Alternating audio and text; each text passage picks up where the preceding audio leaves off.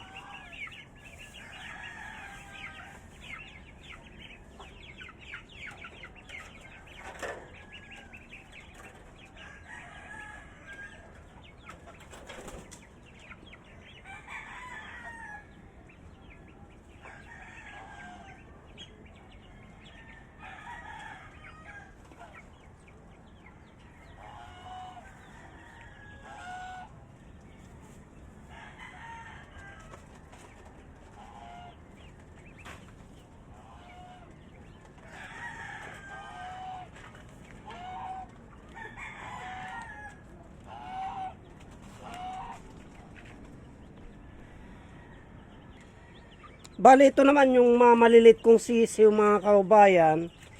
Ibinukod ko po sila. Bago ito. Bagong mga sisiw ito. Maliliit.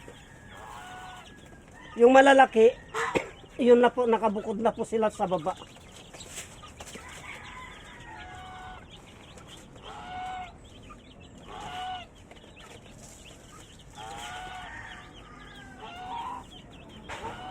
Yan po, bali, maliliit po so itong mga ito, bago po. Yan sila. At yung malalaki po, ay hiniwalay ko na po. Malalaki na sila eh. Tignan po natin mga kaubayan. Kasi ang lalaki na po. Bali ito yung malalaki mga kaubayan. Ayan pong lalaki na. Sama-sama na po sila dyan, itik. At saka yan. Nakakatuwa lang mga kaubayan na pag nag-alaga ka ng ganyan, ay pag malaki na na ganito, ay nakakatuwa po sila. Kasi malaking bagay po ito mga kaubayan, sa mahal ng mabilihin. Ayan po. Ang kasunod na kwan nito ay yung aking pato. Kukuan na po ito, mamimisa na po ito. Ayun, binabantayan ng barako ko. Siguro mga ilang araw na lang to. Ay, mamimisa na po ito. Yan po siya mga kaubayan. Ilang araw na lang po yan, mamimisa na po yan. At ang susunod na pagkainin ko naman ay itong si Gansoy ko. At magpapalit po ako ng tubig kasi buntot ng buntot sa akin yan.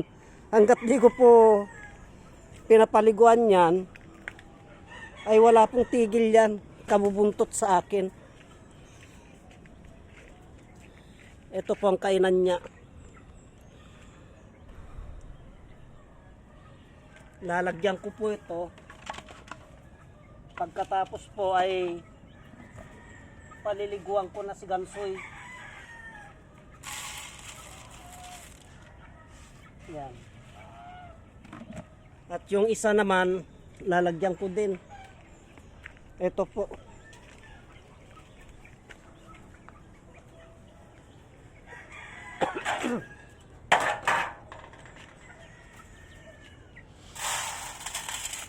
Yan.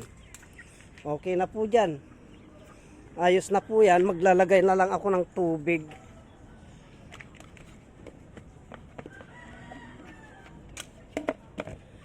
Yung inuminan na lamang po nila. Bali nagpapalit po ako ng tubig mga kaubayan. Inuminan ng aking pato at gansa. Yan po.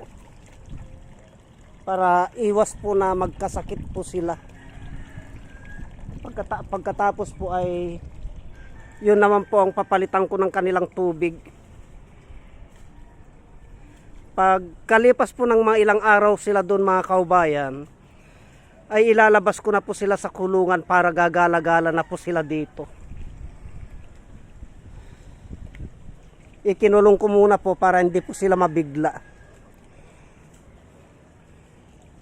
So bali, yun naman po ang papalitan ko ng tubig. Itong si Gansoy ko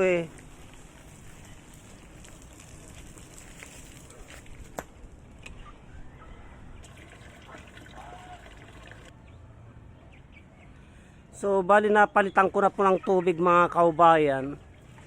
At ito na po. Masaya na pong nagsisikain na itong aking mga alaga. Yan po. Bali ang pagkain po nila ay mamayang hapon na naman po. Kaya subaybayan nyo pong mga videos na ito hanggang sa pakawalan ko po sila mga kaubayan, kasi ilang araw lang po ay pagkakawalan ko po ang mga yan. Hanggang dito na lamang po at marami pong salamat.